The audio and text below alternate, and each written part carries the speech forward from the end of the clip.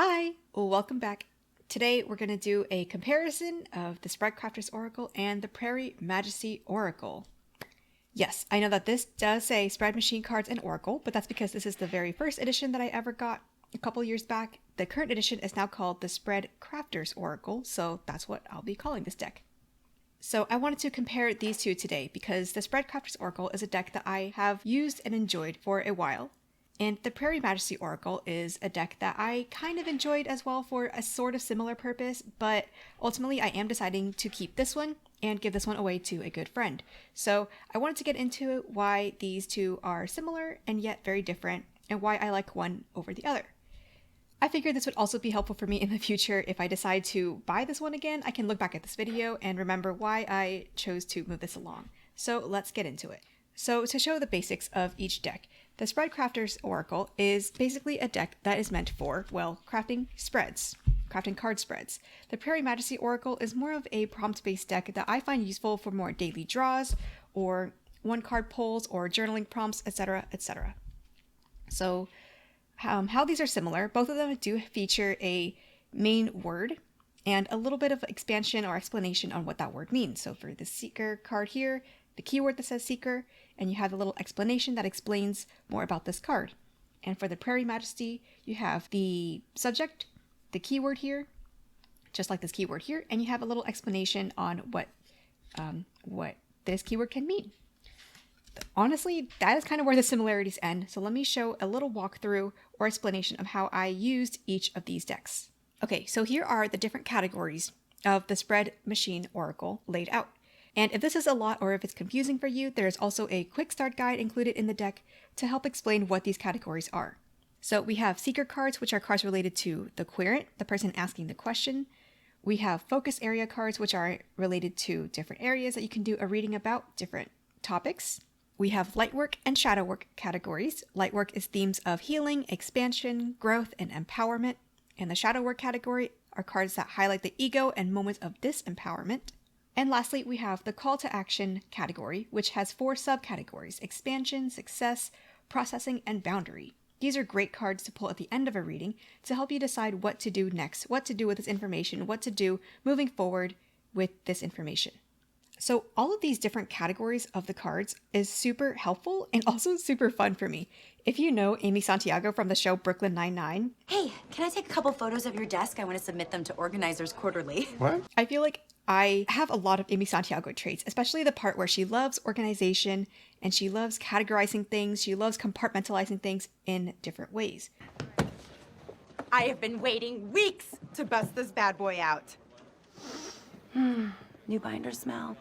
So I feel like this deck is great for an Amy Santiago type, a type A very organized type.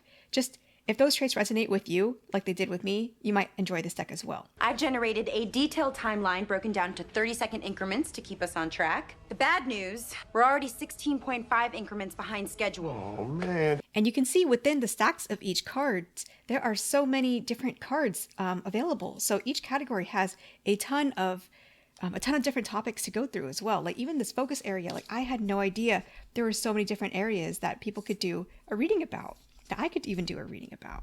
You know, within all of these categories, there are so many cards. There are just a lot of cards to work through. And this call to action, you know, with this 4 subcategories, look how hefty this deck is. This has a lot of calls to action. This is a really, really cool part of the deck as well, the calls to action category, because it helps me find a meaningful takeaway from this reading that I'm doing. And it helps me, you know, figure out how to move forward from it. And I just didn't know or didn't realize that there are so many different things that I could do with this information. One could argue that with so many cards, it could get confusing or it could get repetitive. And, you know, at the end of the day, whatever cards help me conceptualize the reading and the information and apply it in a practical way, that is a function of a reading. So it doesn't really matter to me if like navigate versus confront, if they end up actually being the same thing.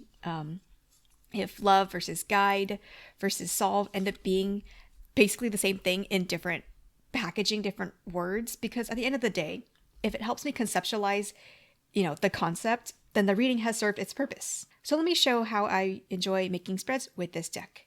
So where this deck really shines is creating custom spreads. So let me do a random reading right now, pulling out some random cards.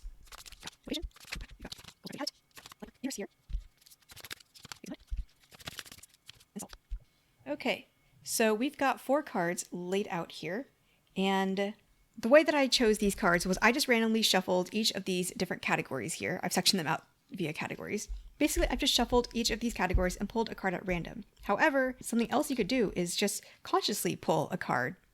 You know, if you feel like motivation doesn't really work for you, I can pull a different card and be like, okay, what is the challenge instead here? And similarly, for example, if I don't want to do a reading on goals, productivity, habit, okay, there's another card that I can pull. Maybe I want to pull a card on finances, money, abundance instead. So consciously or randomly pulling a card, up to you. Now, this in and of itself could already be a reading.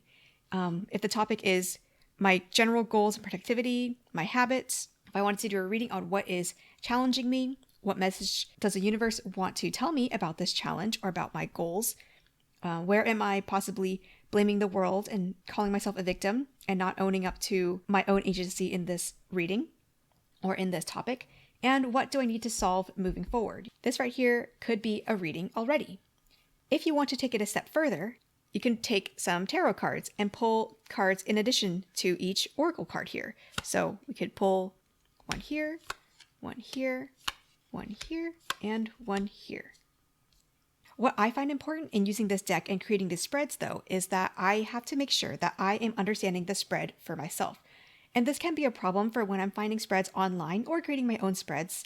Sometimes it's easy to just lay out spreads and then not really have a cohesive story to them, and or I just don't understand what the spread is actually telling me.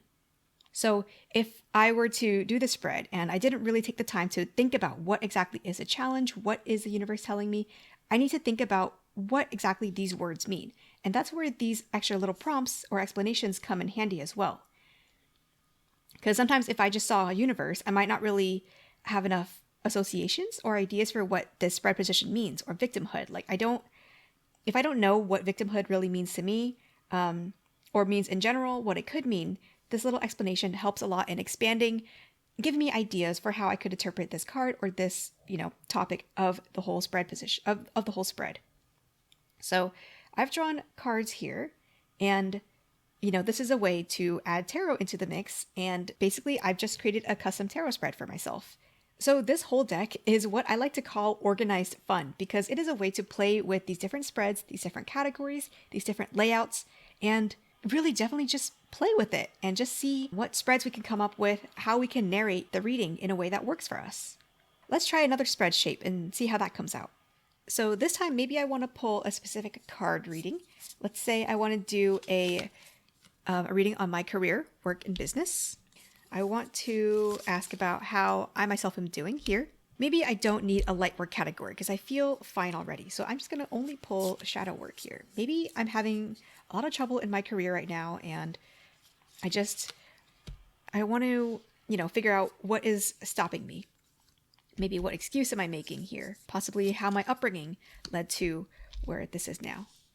And let's go with, I need to forgive myself somehow. Let's see, we can pull this here because this is kind of an extra card here. So 1, 2, 3, 4, and let's do this one here. So I've got 5 cards here, and this is another example of a spread that we could do, a spread layout.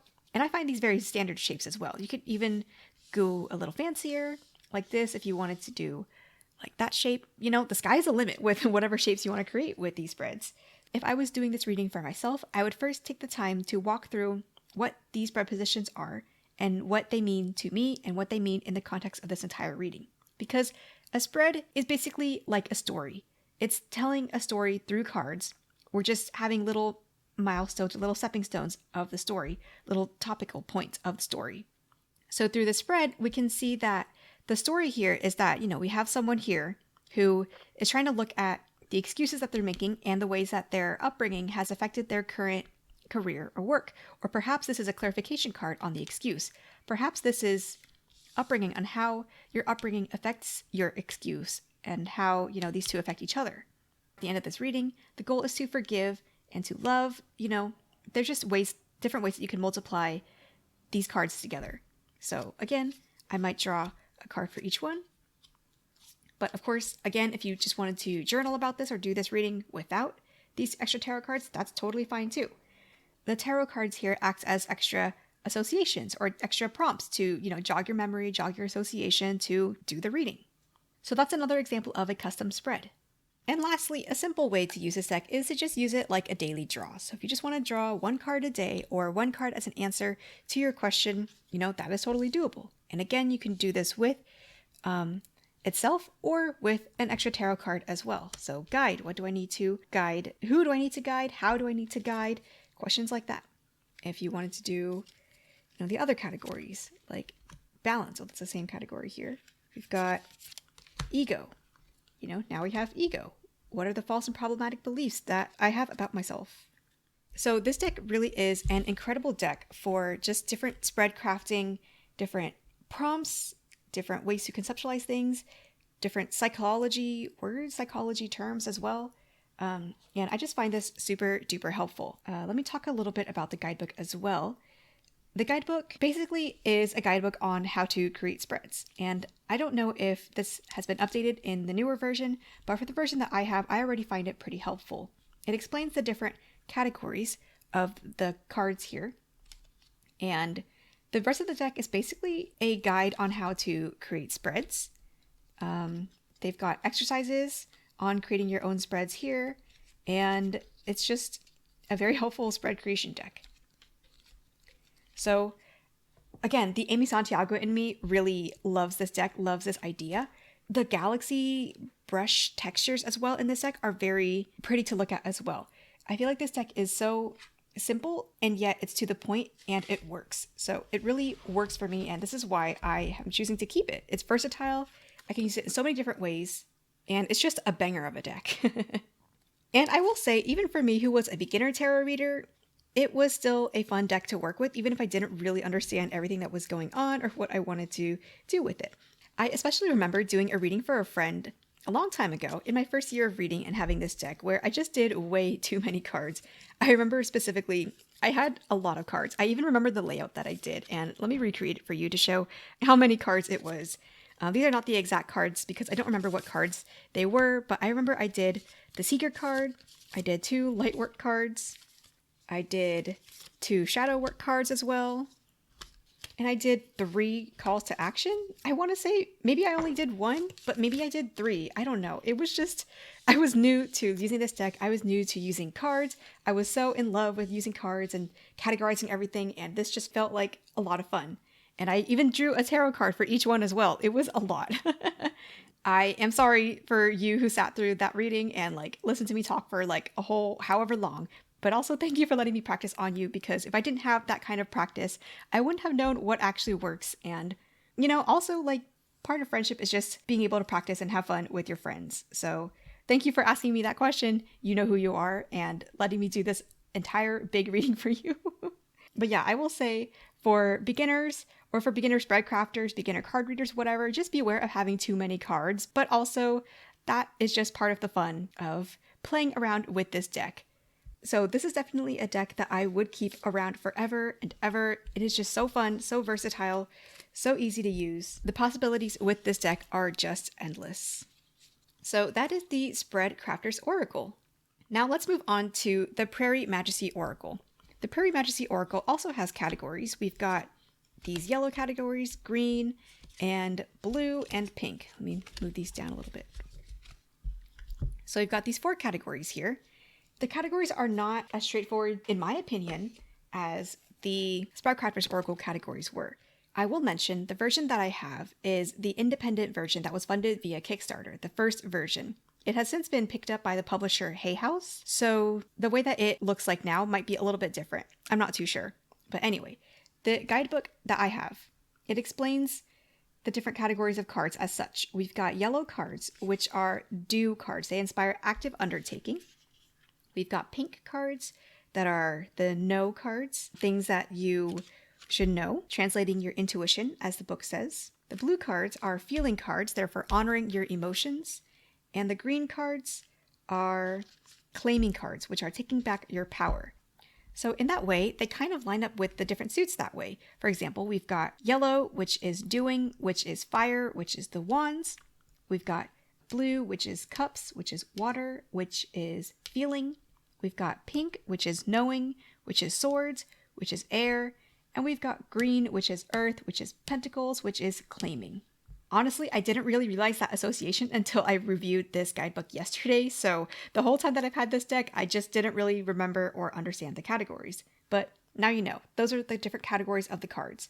I don't feel like within each category, the cards super match up or feel like a cohesive unit to me.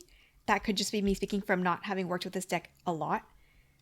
The way that I have worked with this deck is a lot simpler than with the Spread Machine Oracle. You might even wonder why I'm even comparing these two, because they are literally so different. But again, I thought I would use this deck a lot more. I thought they had similar purposes, but for now, I am pretty much done with this deck. But let me show you how I basically use this. Basically, like a single card draw, a single card answer, a single card journaling prompt. That's basically it. All those words tell you that I only use this as a single card pull.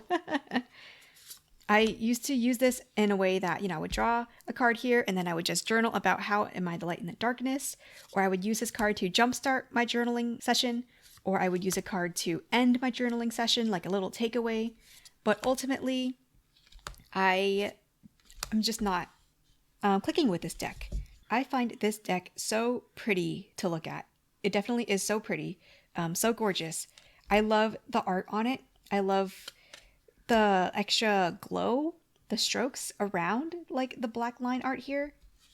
I love the little explanations, the little expansions, as well as the keyword here. I just don't click with it because I'm not much into, I'm sorry, I have this like way far up. I just don't click with it because I have it, I'm just not super into nature. I think I mentioned this in a couple of videos before, but I'm just not super into naturey or animal decks. But I do know that there are plenty of people out there who are. In fact, the person I am going to get this to, she does love animals, so I feel like she might really enjoy this deck. And I think this is a wonderful deck for a beginner card reader or someone who enjoys simple readings because there is already a lot to work with here. And even the guidebook, let's look at shelter. How can I be of service? The guidebook, we have to look at the thing on the card. So we look at green and we look at big blue stem. So green, big blue stem. The guidebook explains a little bit about what shelter means. It explains how the big blue stem relates to shelter, and it gives a little call to action as well, a little thing for you to think about and to know moving forward. So I think the guidebook is super helpful. I think this deck is wonderful for beginner card slingers or people who enjoy simpler or more straightforward readings, but somehow for me, this is just not the deck for me. Side by side here, real quick. So let's see. Here are how the cards look.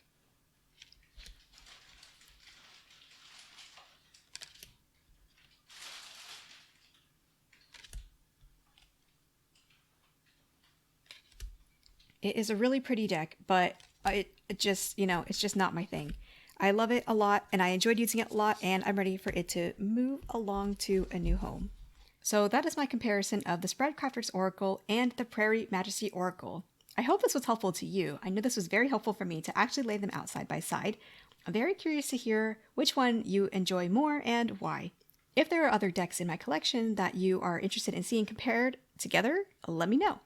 That is all I got for you today. I will see you in another video. Bye!